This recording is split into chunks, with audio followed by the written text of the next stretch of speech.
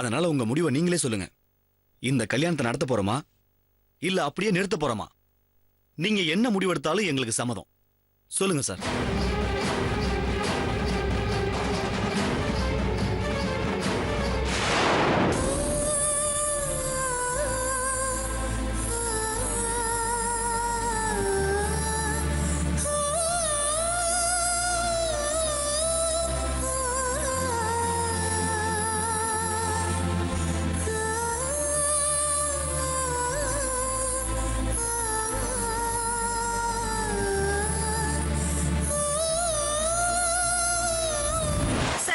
Group of கம்பெனிஸ்க்கு போன month வந்து ஓடி அமௌண்ட்டை இன்க்ரீஸ் பண்ணணும்னு கேட்டப்போ நீங்க 5 crores வரைக்கும் இன்க்ரீஸ் பண்ணுங்க, கொலாட்ரல் எதுவும் வேண்டாம்னு சொன்னீங்க இல்லையா sir? What do you mean? நான் சொன்னேனா?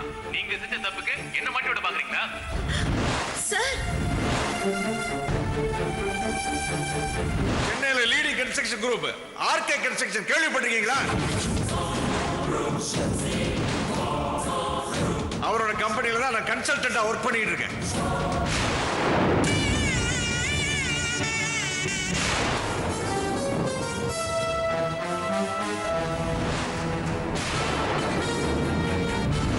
இந்த பணம் எப்படி வந்துச்சு? எப்ப பேங்க்ல இருந்து டிரா பண்ணீங்க? உங்ககிட்ட எவிடன்ஸ் இருக்கா? கல்யாணத்துக்கு ட்ரெஸ் எடுக்கிறதுக்கு மாமா வந்து ஒரு 3 lakhs அனுப்பியிருக்காங்கக்கா. உன் மாமனார் அனுப்புன 3 லட்சத்துல உனக்கு என்னெல்லாம் வேணுமோ, எதெல்லாம் வாங்கணும்னு ஆசையா இருக்கோ அதெல்லாம் வாங்கிட்டு சந்தோஷமா இரு.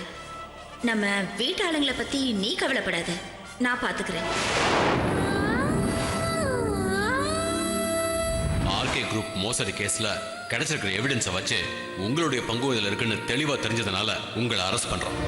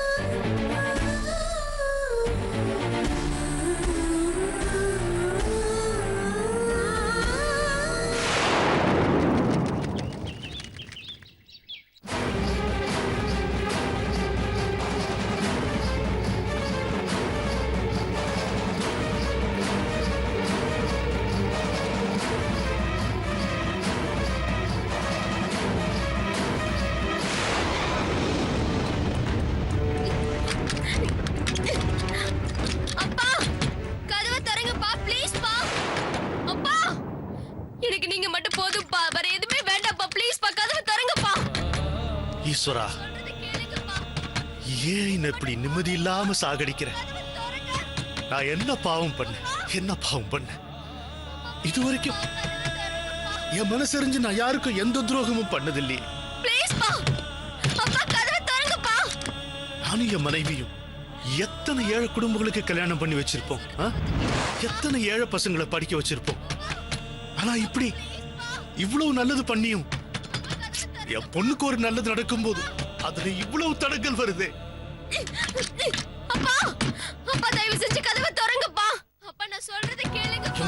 என் பொண்ணு என்ன பாவம் பண்ணா? ஆசாசியா நாங்க ஏற்பாடு பண்ண கல்யாணம் தான் துரதிருஷ்டவசமா நின்னு போய் என் மனைவிக்கு முடியாம போய் நானும் படாத பாடுபட்டேன். என் பொண்ணு அவ ஆசைப்பட்ட பையனையே கல்யாணம் பண்ணி வைக்கலான்னு அவங்க ஸ்டேட்டஸ் கூட பொருட்படுத்தாம ஏதோ நல்லது நடந்தா போதும்னு நினைச்சா அதுக்கும் இப்படி ஒரு பிரச்சனை வந்தா நான் என்ன பண்ணுவேன்? நான் சொல்றது கேளுங்கப்பா, ப்ளீஸ் பா, நான் கெஞ்சி கேட்டுக்கிறேன்ப்பா. தயவு செஞ்சு ஏதாவது பேசுங்கப்பா, ப்ளீஸ். என் குடும்பத்தோட மதிப்பு மரியாதை எல்லாம் காத்துல போன பிறகு நான் உயிரோட நடப்பணுமா வாழ்ந்து என்ன பண்ண போறேன்? தலைமுறையா எங்க அப்பா தாத்தா எல்லாத்தையும் கூட பெருசா மதிச்ச குடும்ப கௌரவம் இப்படி என் காலத்துல பாழா போணுமா? என் மனைவிக்காகவும் பொண்ணுக்காகவும் தான் இதுவரைக்கும் நடந்த எல்லாத்தையும் என் மனசுக்குள்ளேயே மூடி வேதனை எல்லாத்தையும் கட்டுப்படுத்தி வச்சிருந்தேன். இதுக்கு மேலேயும் பிரச்சனை வந்தா நான் இருந்து என்ன பிரயோஜனம்? என் பொண்ணுக்கு ஒரு நல்ல வாழ்க்கை அமைச்சு கொடுக்க முடியலன்னா நான் என்ன தகப்பேன்? அப்பா ப்ளீஸ் பா,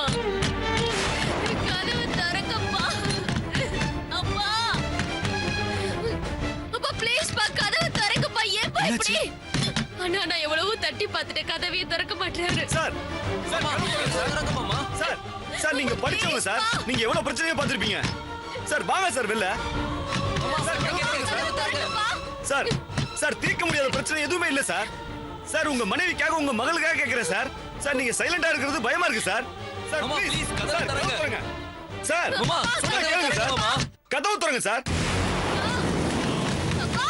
தயவு செஞ்சு கதவு திறங்க ப்ளீஸ் நான் சொல்றத ஒரு நிமிஷம் கேளுங்க மாமா கதவு திறங்க சார் சார் வாங்க சார் வெளிய வாங்க சார் நான் சொல்றத கேளுங்க மாமா தயவு செஞ்சு கதவு திறங்க உங்களை மீறி நாங்க எதுவும் பண்ண மாட்டோம் மாமா தயவு செஞ்சு கதவு திறங்க மாமா மாமா கதவு திறங்க சார் சார் கதவு திறங்க சார் இவ்வளவு பணம் செல்வாக்கு வசதி எல்லாம் இருந்தும் என் பொண்ணுக்கு ஒரு கல்யாணத்தை பண்ணி வைக்க எனக்கு துப்பு இல்லாம போச்சு நான் எப்போ பண்ண பாவம் தான் இப்படி என் குடும்பத்தை சாகடிக்குது கடவுளே இப்படி என்ன அணுவா சித்திரவதை பண்றதுக்கு பதிலா என்ன ஒரே அடியா கொண்டு போயிடு அப்பா இப்போ நீங்க கதவை திறக்க போறீங்களா இல்லையா இன்னும் 30 செகண்ட் டைம் தரேன் அதுக்குள்ள நீங்க வரல என்னால தானே இவ்வளவு பிரச்சனை நான் செத்து போறேன்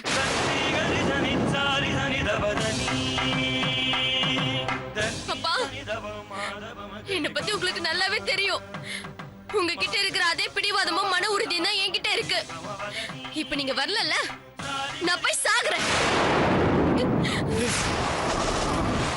நித்யா சார் என்ன பண்ற சார் கதவு திறங்க சார் நித்யா வேணாம் சொன்னா கேளு நித்யா நித்யா என்ன பண்ற நித்யா நித்யா வேணாம் சொன்னா கேளு நித்யா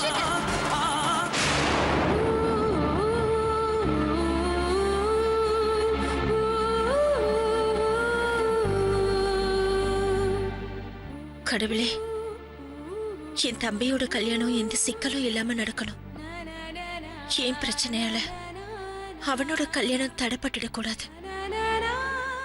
அவன் ஆசைப்பட்ட பொண்ணு முன்னாடி அவனுக்கு கிடைக்காம போச்சு ஆனா உன் அருளால இப்போ அதே பொண்ணு அவனுக்கு கிடைச்சிருக்கு அவனோட வாழ்க்கையில சந்தோஷம் கூடி வந்திருக்கு அது எந்த விதத்திலயும் யாராலையும் கிடாம நீதான் பாத்துக்கணும் உன் அருளால எந்த தடங்களும் இல்லாம கல்யாணம் நடக்கணும் நீதான் பாத்துக்கணும் பிரகாஷ் விடு ஏன் இப்படி முட்டாள்தனமா பண்ணிட்டு இருக்க என்னாலதான் இவ்வளவு பிரச்சனையும் என்னோட துரதிர்ஷ்டம் தான் உன் அக்காவை இப்படி பிரச்சனையில மாட்டி விட்டுருக்க நான் செத்தாதான் எல்லாருக்கும் நிம்மதி மா இருமா விடுங்கண்ணா சொன்னா கேளு விடுங்க ஏன் அவசர பண்ற நான் சாகணும் விடுங்க சாகணும் விடுங்க நித்யா என்னம்மா இது சின்ன குழந்தையாட்டம் உங்க அப்பா வந்து வர கொஞ்சம் பொறுமையா இருமா நான் செத்தாதான் எங்க அப்பாக்கு நிம்மதி ஏய் நித்யா சொன்னா கேளு சொன்னா கேளுமா நித்யா இங்க பாரு நித்யா சொன்னா கேளுமா ப்ளீஸ் இங்க பாரு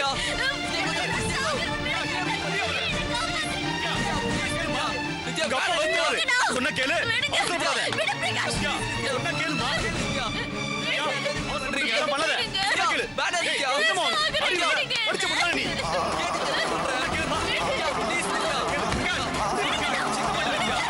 நித்யா நான் சொல்றது கேளு நான் சொல்றது கேளு நித்யா சொன்னா கேளு நான் சொல்றேன்ல சொன்னா கேளு நித்யா உங்க அப்பா வந்துருவாரு நித்யா இல்ல விடுங்க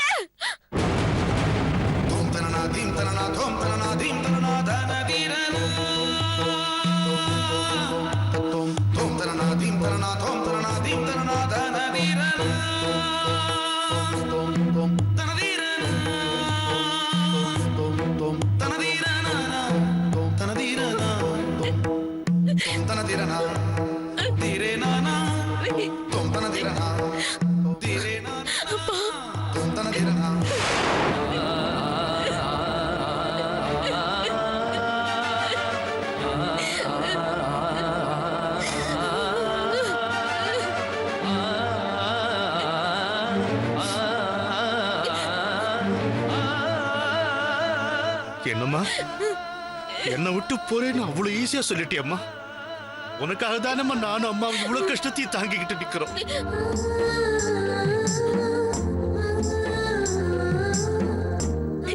இன்னொரு தடவை எந்த சூழ்நிலையிலையும் இப்படி ஒரு தாட் உனக்கு வரவே கூடாது சரியா அழாதம்மா எது எப்படி ஆனாலும் சரி என் பொண்ணு சந்தோஷம்தாம்மா எனக்கு முக்கியம்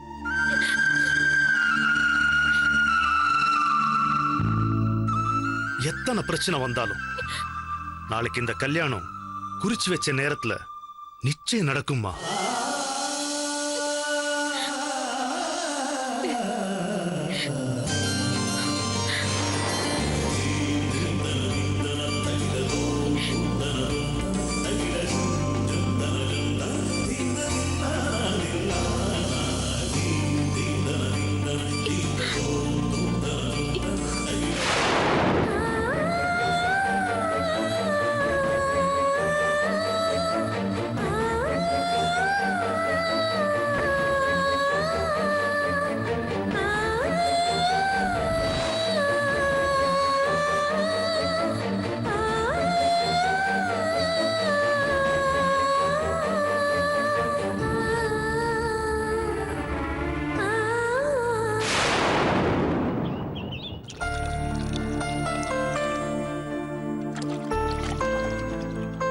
மாமா,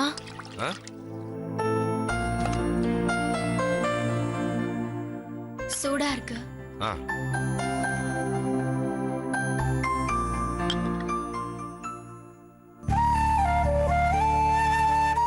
என்னம்மா, ஏன் ஒரு மாதிரியா இருக்க? ஒண்ணும் இல்ல மாமா, நான் நல்லா தான் இருக்கேன். சந்தியா, நம்ம முகங்கிறது குளத்துல இருக்கிற தண்ணி மாதிரி. அது உண்மையை விட பொய் பேசும்போது நல்லாவே காட்டி கொடுத்துரும். இப்ப நீ சொல்ற உண்மை உன் முகத்திலே தெரியுதுமா. ஏமா, உங்க அத்தா ஏதாவது உன்னை டார்ச்சர் பண்றாளா? அப்படிலாம் இல்ல மாமா, என் மேல கொஞ்சம் வருத்தமா இருக்காங்க. அது சமயங்கள்ல கோவமா வெளிப்படுது, அவ்வளவுதான். யார் மேல அன்பு அதிகமா இருக்கோ அவங்க மேலதானே கோவமும் வருத்தமும் அதிகமா வெளிப்படும். எக்ஸலண்ட்மா. உன்னோட இந்த குணம் இருக்கு, லக்ஷ்மி மாதிரி ஒரு மாமியார் இல்ல, 100 மாமியார் வந்தாலும் உன்னை ஒன்னும் பண்ண முடியாது. இல்ல மாமா, இது அத்தைக்கு மட்டும் இல்ல, பையனுக்கு கல்யாணம் பண்ணி வைக்கிற எல்லா அம்மாக்களுக்குமே இந்த சென்றம். அன்பா பொத்தி பொத்தி வச்சிருந்த பையனை என்ன மாதிரி வீட்டுக்கு வர மருமக பிரிச்சு எடுத்துட்டு போயிடுவாளோங்கிற பயம், பொசசிவ்னஸ் இருக்கும். அதான் நம்ம மேல ஏதாவது குத்தம் கண்டுபிடிக்க வச்சு நமக்கு செக்மேட் வச்சுக்கிட்டே இருக்கும். அது எனக்கு நல்லா புரிஞ்சதாலதான் அத்தை மேல எனக்கு கோவமே வரல, வருத்தமா தான் இருக்கு. ஆனா அத்தை ஒரு நாள் இல்ல ஒரு நாள் என்ன புரிஞ்சுப்பாங்கன்னு நினைக்கிறேன். சந்தியா, இந்த சின்ன வயசுல உனக்கு இருக்கிற தெளிவும் பக்குவமும் அது நினைச்சாலே எனக்கு ரொம்ப பெருமையா இருக்குமா.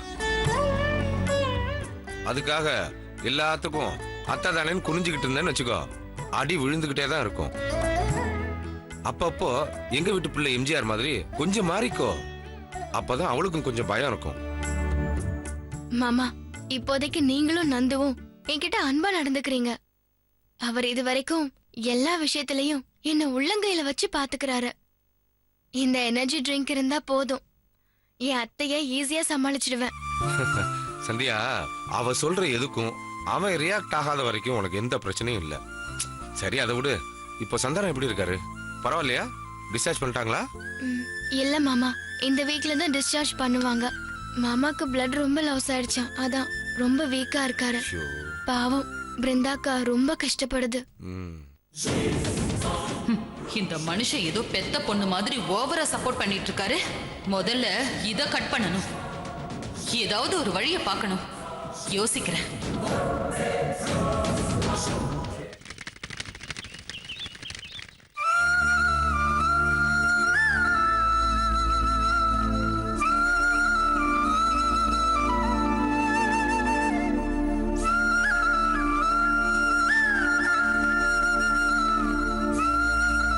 கௌரிமா, உங்களை பார்த்தா 10 நாளைக்கு முன்னாடி ஹார்ட் அட்டாக் வந்தது மாதிரியே தெரியல. நல்ல இம்ப்ரூவ்மெண்ட் தெரியுது. பார்க்கவே ரொம்ப சந்தோஷமா இருக்கு. எல்லாத்துக்கும் நித்யாவுக்கு நல்லபடியா கல்யாணம் நடக்க போதுன்ற சந்தோஷம் தான் காரணம். இந்த நல்ல விஷயத்துக்கு தானே இத்தனை வலியையும் கஷ்டத்தையும் பொறுத்துக்கிட்டு இருந்தேன். நீங்க சொல்றது 100க்கு 100 உண்மைமா. வாய் விட்டு சிரிச்சா நோய் விட்டு போகும்னு பெரியவங்க சும்மாவா சொன்னாங்க? நாம தான் எல்லாத்தையும் மனசுக்குள்ள பாரமா போட்டு நம்ம உடம்ப ஸ்பாயில் பண்ணிக்கிறோம். சந்தோஷம் கஷ்டம் இது ரெண்டுமே வெயில் மழை மாதிரி மாறி மாறி வர்றதுதான் வாழ்க்கைன்னு ஈஸியா எடுத்துக்கிட்டா போதும். எதுவுமே நம்மளை படுத்தி எடுக்காது. அப்புறம் உடம்பு கொஞ்சம் பரவாயில்லைனதும் நீங்க ரொம்ப ஸ்ட்ரெயின் பண்ணக்கூடாது. என்ன, வழக்கமா சாப்பிடுற மருந்த மறக்காம சாப்பிடுங்க. நல்லா ரெஸ்ட் எடுங்க, சரியாயிடும். அப்ப நான் வரமா? ம். அப்புறம் சார், நான் சொன்ன விஷயத்தெல்லாம் கன்சிடர் பண்ணீங்களா? அதான் கோயில்ல கல்யாணத்தை வைக்காம வீட்லயே வச்சுக்கலாம்னு சொன்னீங்களே, அதென்ன சார் கன்சிடர் பண்றது? ஓகே பண்ணியாச்சே. இந்த வீட்ல தான் சிம்பிளா ரொம்ப க்ளோஸ் ரிலேட்டிவ்ஸை மட்டும் கூப்பிட்டு கல்யாணத்தை நடத்திட்டு ரிசப்ஷன் ரொம்ப கிராண்டா ஹோட்டல்ல வச்சுக்கலாம்னு இருக்கேன். நல்ல முடிவு சார். கோயில்னா கூட்டம், புகை, சத்தம்னு எங்கேயும் அவங்களால ரெஸ்ட் எடுக்க முடியாது. வீடுனா பிரச்சனை இல்லை பாருங்க. அதனால தான் வீட்டில் கல்யாணத்தை வைக்க சொன்னேன். அப்போ நான் கிளம்பட்டுங்களா? ஓகே. ஆமா, நான் வரமா, உடம்ப பார்த்துக்குங்க. ம்.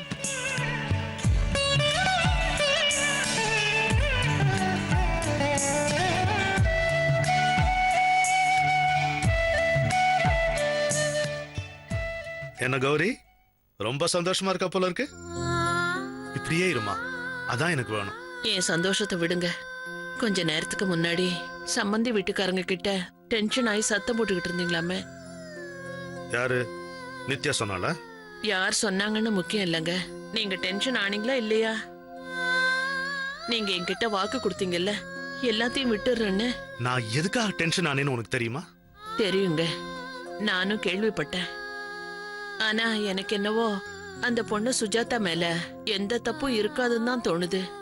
காலையில பிரகாஷோட அம்மாவும் சிஸ்டரும் வந்திருந்தாங்களே, அவங்கள பாக்குறப்போ பேசுறப்போ நல்ல குடும்பமா தான் தோணுச்சு.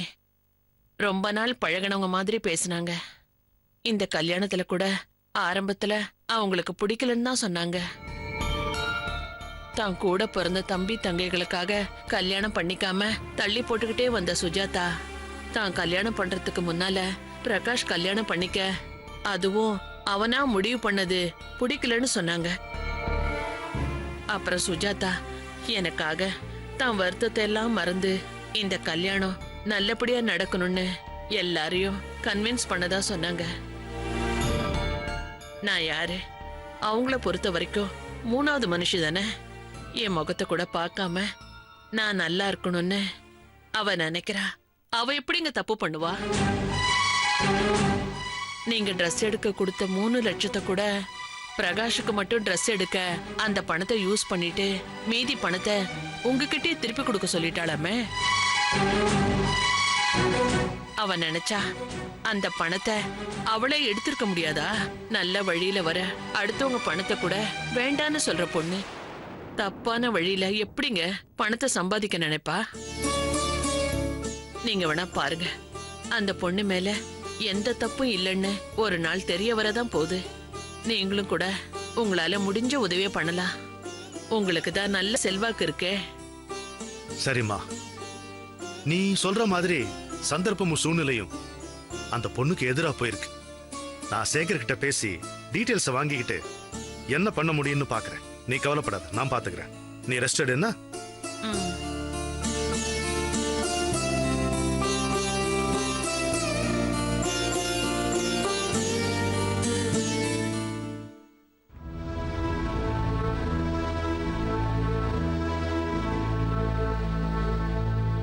என்ன சம்பந்தி, டென்ஷன்லாம் போயிடுச்சா? இல்ல எங்க மேல கோபம் அப்படியே தான் இருக்கா? இல்ல இல்ல இல்ல, அதெல்லாம் ஒண்ணு இல்ல. சட்டுன்னு அந்த விஷயத்தை கேட்டதும் கோபம் வந்துருச்சு.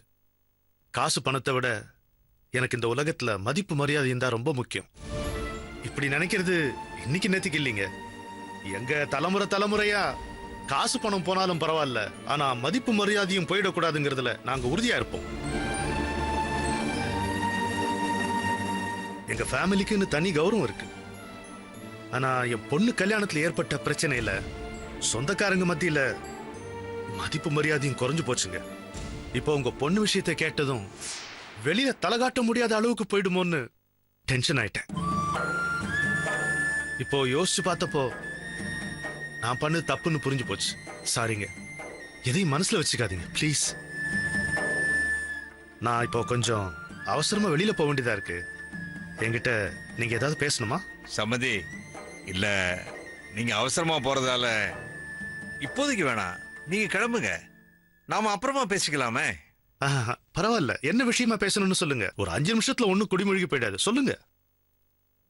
அது சம்மதி, எனக்கு ஒரு உதவி. உங்ககிட்ட இருந்து எனக்கு ஒரு ஃபேவர் வேணும். அது மட்டும் உங்களுக்கு ஓகேனா உங்க வேலையை பார்க்க நீங்க போயிட்டே இருக்கலாம். மத்ததெல்லாம் ஈவினிங் பேசிக்கலாமே. என்னங்க நீங்க சம்பந்தின்னு அனுப்புறோம், நமக்குள்ள என்னங்க உதவி? என்ன உதவி? எனக்கு இது வேணும்னு உரிமையா கேளுங்க, நான் பண்றேன். எனக்கு இது போதும் சம்பந்தி. கோயம்புத்தூர் கிளைமேட் மட்டும் இல்ல, உங்க மனசு ரொம்ப இதமா இருக்கு. சம்பந்தி, உங்களுக்கு 1000 வேலை இருக்கும். நீங்க கிளம்புங்க. வரேங்க. வாங்க சம்பந்தி.